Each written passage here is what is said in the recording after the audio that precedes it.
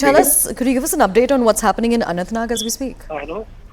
Yes, the entire area remains under cordon. There are multiple teams of security forces, including J&K Police's Special Operation Group and the teams which have been in the area for a very long time. This is the fourth day of the operation where security forces are trying to make sure that this operation is concluded well on time. And that's why we are seeing that a large presence of troops on the ground, the Indian Army, J&K Police and other paramilitary forces also, making this cordon area widen. We are at least seeing now that 2-3 kilometers of the area has been widened, and the forces are now trying to give the final touches to this operation. One has to see that how long does it take for the forces to conclude this operation, because we have already seen that 3 decorated officers, including 2 from the army, had lost their life in this particular operation, and that's why they're going smooth at it. They don't want any more casualties to take place. We already know that 2 army, men are injured who are being treated at the hospital.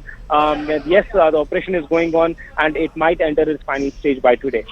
All right, Ishan, we're going to request that you stay with us. I just want to read out some more information that we've been able to receive about this. Properties of 13 terrorists have been attached in Kishtwar. All of these terrorists are currently sitting in Pakistan. They are attempting to revive terrorism, specifically in Chenab Valley and nearby areas. Now, action has also been initiated in this under Section 82 in the Code of Criminal Procedure, and the attachment of property being done by a Special Investigation Unit. It's being done by the Special Investigation Unit of the Kishwar Police. To get us more on this information and this input, we're crossing back over to CNN News 18's Ishan Wani. So Ishan, tell us more about why Chenab Valley is specifically becoming a target where terrorism, essentially, Pakistan wants to revive terrorism in that area. One, because, if you recall, when in Ladakh, when forces were moved, when Galwan clash took place, forces were moved from the Pir Panjal range. And they were actually moved there to redeploy and to help the entire army set up there. And then, a lot of it was about these militants taking advantage of the situation and then, sending more, infiltration attempts happening around that particular location to send more militants to the area so that they could be settled there. Because there was a lull from 2005 onwards, we haven't seen much action taking place around that particular area of Pir Panjal. But yes, they took advantage of that, and ever since then, there have been attempts being made in these areas to infiltrate and get their boots there. But the army is now re-strategizing, and they're trying to make sure that they're able to have a control on the situation there as well, because there have been attacks on them as well. There have been encounters which have also taken place in Rajouri-Poonch belt. So they would want to keep an upper hand on the situation, and one factor why are they choosing there is that there was less presence of troops, and then it was a peaceful area. Army did not have so many of human intelligence present there at the point of time when these incidents started unfolding, because of the naturally there was peace in the area, and then also there are natural caves which provide support to them. And many of these, outfits have people who have gone across in the POK, during the 90s to take arms training and haven't returned, but have been there for a very long time. And there, they had an advantage. They knew the area, they knew the local contacts, and that is why, we are seeing now such kind of action taking place in Kishtwar and other places. And now they are cracking down on those elements who are, sending these militants across and who are trying to revive this militancy in the Chenab Valley, and the attachment of their properties is being done. It's not only Jammu region, but also in Kashmir we're seeing a similar kind of action is falling, where the multi-agency approach, particularly the NIA, SIA and other agencies, are trying to make sure that they are being on top of this everything that is happening, and they're able to crack down on the entire nexus of these OJWs and those outfits who are responsible for carrying out these attacks or are aiding these militant outfits. Absolutely. Ishan, I'm going to request that you stay with us. What we're going to do right now is essentially take a bigger look at what's taking place in Kashmir. Now, amid searches in Anantnag, there's been a victory, as we just mentioned, for security forces over 100 kilometers away. That is specifically in Baramulla in Uri. A fresh encounter had broken out early this morning. 3 terrorists have been killed, and this is near the LOC in Uri. Now, the situation in South Kashmir's Anantnag district continues to remain tense as a fierce gun battle between forces and terrorists is still underway. Security forces are trying to corner terrorists that remain hiding in the area. 2 soldiers have also been injured during this operation. Now, top Indian Army officers, including the GOC of the 15 Corps Commander and the DGP of J&K Police, had visited the area to get a first-hand account of the situation on the ground. Meanwhile, CNN News 18 has also accessed exclusive footage of Pakistan's new strategy to spread terror across the border.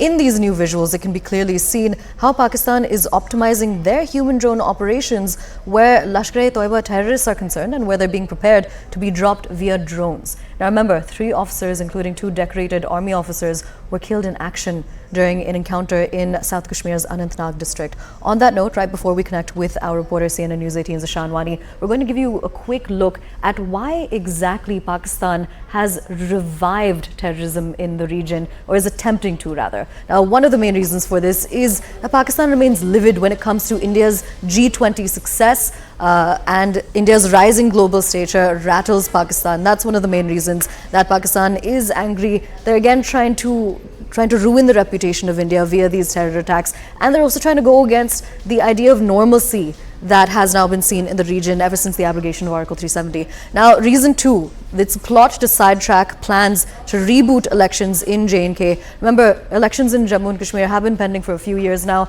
but there has, because of normalcy in the valley, there have been significant steps when it comes to moving towards those elections. First most, of course, is a voters list where work is still underway. Reason 3 is to obstruct Vikas Drive post the abrogation of Article 370, which is what we were mentioning. Remember, the abrogation of Article 370 in 2019 August, essentially that dealt with the special status that was granted to the region, and Article 35A was also abrogated, that dealt with special rights which was granted. Now, reason 4 is a bid to create new terror routes via Jammu and Nepal. Specifically when it comes to Nepal, what's believed is that foreign terrorists are making their way into India via Nepal routes. One also important connection that we have to make here is that when it comes to the Anantnag encounter that took place just a few days ago when we lost 3 of our bravehearts, Uzair Khan was one of the terrorists that was identified at that point, and he was believed to be flanked by about 2 foreign terrorists. And when we move to reason 5, one of the other reasons of why Pakistan has struck is that they're attempting to create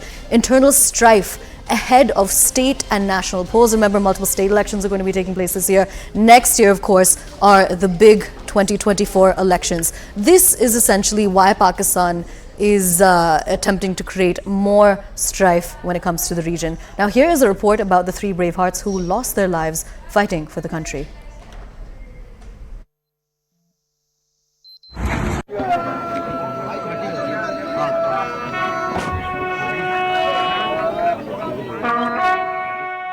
Remember the names Colonel Manpreet Singh, Major Ashish Dhonchak and DSP Humayun Bhatt, as they laid down their lives and made supreme sacrifices while protecting the nation. The 3 fallen heroes of Anantnag have left an indelible mark in the sands of time.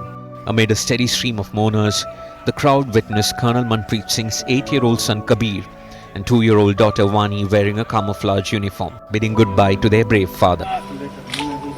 A second-generation soldier hailing from Ropar, district of Punjab, Colonel Manpreet Singh led the 19 Rashtriya Rifles Battalion and served 17 years of his life with the Indian Army.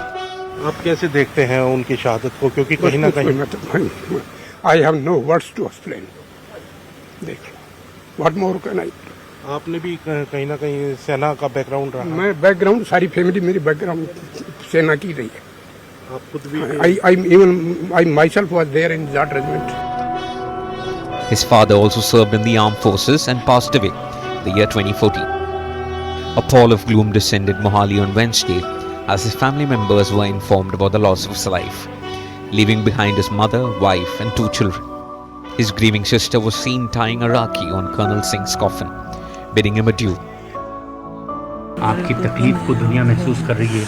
आपने अपना बेटा देश के नाम किया, समर्पित किया। कैसी यादें अब, जबकि आज उनका अंतिम संस्कार भी होना है। मेरे बेटे की आदत सदा ही रहने, मेरे पुत्र ने छुट्टी आना था, आज छुट्टी पहले ही आ गया, लंबी छुट्टी आ गया, मेरा बेटा लंबी छुट्टी करा गया, मेरा बेटा लंबी छुट्टी करा गया, घर आने से पहले ही आ गया। हाय मेरा बेटा शहीद हो गया, मेरा कर्नल शहीद हो गया।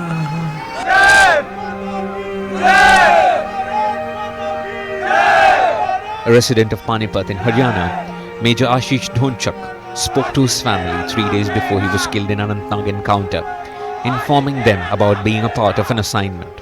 The last time he called his family, Major Dhonchak was excited to come for a housewarming ceremony of his new home in Panipat. But the tragic turn of events in Anantnag completely shattered Major Dhonchak's family as they were seen sobbing inconsolably, bringing his mortal remains to their new residence.